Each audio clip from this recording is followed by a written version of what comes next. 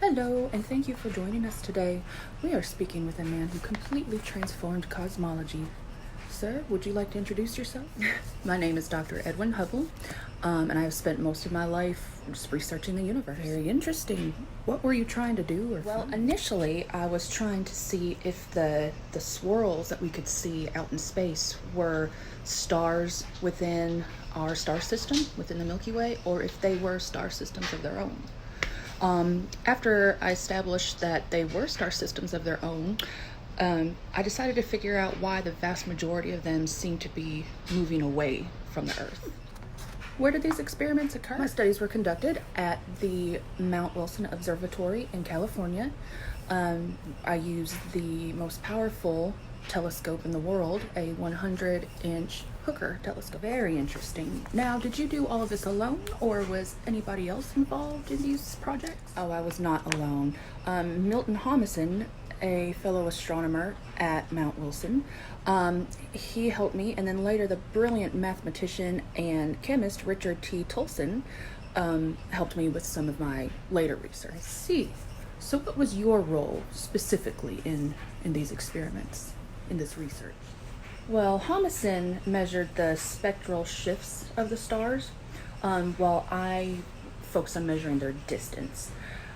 We determined that there's a linear relationship between the redshift of a star system and their distance. So essentially, if a star system is twice as far away as another, its redshift will also be doubled.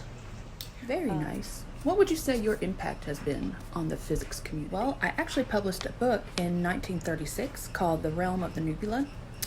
It explains my approach and my opinions to extragalactic astronomy. And it's actually been used by astronomers. Since then, they've been using my techniques and my ideas and growing from it. And I actually created a classification system for these new galaxies. It's called the Hubble sequence, and it's still used. Very impressive.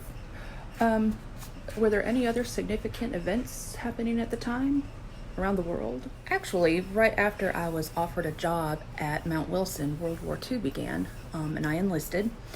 I served in France. I made my way up the ranks to major, but my job was held at Mount Wilson, so it was there for me when I came back home. Goodness. Well, what prompted you to study the universe? Well, my father was an insurance businessman. He was never really home. He left my mom with me and my 7 siblings. It was a hard life. It was not very exciting. He insisted that I study law philosophy when I went to school, and I did for a while, but I eventually gave in to curiosity, and I was always interested in how the world works, how the world around me works, and that's what I wanted to study, and that's what I wanted to figure out, is how beyond the world, how everything works. This has all been very interesting, Dr. Hubble. We appreciate your time.